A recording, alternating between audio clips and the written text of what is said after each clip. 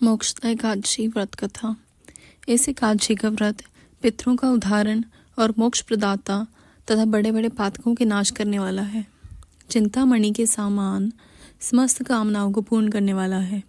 इस दिन मंजरी सहित तुलसी तथा धूप दीप आदि से भगवान दामोदर का पूजन करना चाहिए। इस विधि से व्रत करने वाला मरने के बाद मोक्ष प्राप्त कर लेता है तथा इस व्रत का पुण्य पितरों को अर्पण करने से नीच योनि में पड़े पितरों को सद्गति प्राप्त करता है। युधिष्ठिर बोले, देवेदेश्वर, मार्गशीर्ष मास के शुक्ल पक्ष में कौन सी एकादशी होती है, उसकी क्या विधि है तथा उसमें किस देवता का पूजन किया जाता है? स्वामी, यह सब यथार्थ रूप से बताइए। श्री कृष्ण ने कहा, नृपश्रेष्ठ, मार्गशीर्ष मास के शुक्ल पक्ष के एकादशी का वर्णन करूंगा, जिसके श्रवण मात्र से वाजपेयी यज्ञ का फल मिलता है। उसका नाम मोक्षदा एकादशी है, जो सब पापों का अपहरण करने वाली है।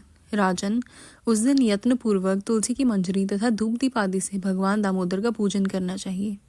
पूर्वोक्त विधि से ही दशमी और एकादशी के नियम का पालन करना उचित है। मोक्षदा एकादशी बड़े बड़े पातकों का नाश करने वाली है। उस दिन रात्रि में मेरी प्रसन्नता के लिए नृत्य, गीत और स्तुति के द्वारा जागरण करना चाहिए।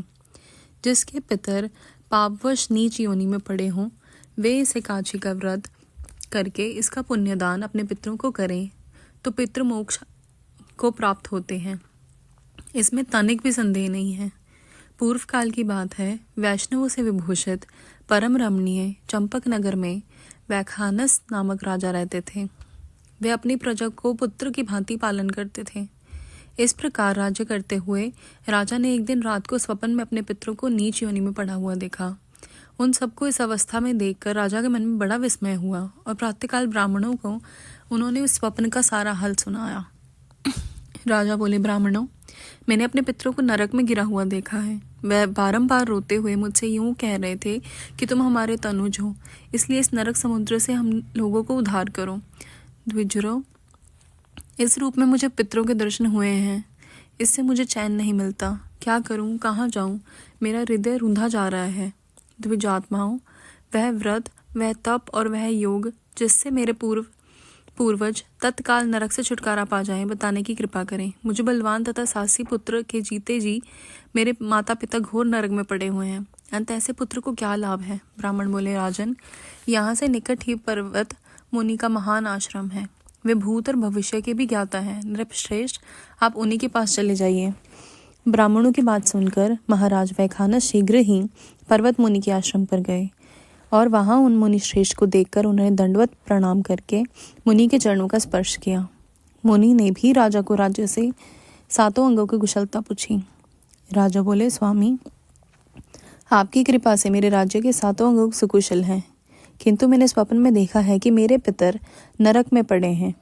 अंत बताइए कि इस किस पुण्य के प्रभाव से उनका वहां से छुटकारा होगा।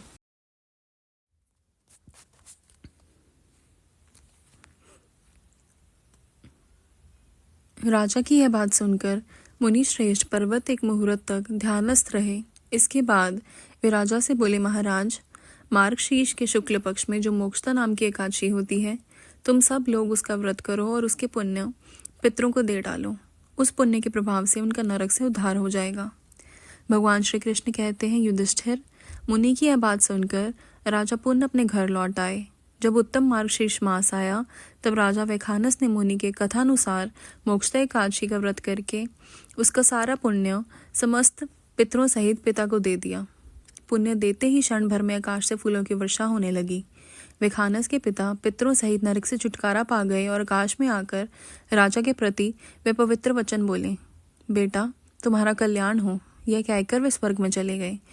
राजन, जो इस प्रकार कल्याणमय मोक्षदा एकादशी का व्रत करता है, उसके पाप नष्ट हो जाते हैं और मरने के बाद वह मोक्ष प्राप्त कर लेता है। यह मोक्ष देने वाली मोक्षदा एकादशी मनुष्यों के लिए चिंतामणि के समान समस्त कामनाओं को पूर्ण करने वाली है। इस महात्म्य के पढ़ने और सुनने से वाजपेयी यज्ञ का फल मिलता है। जय श्री कृष्ण।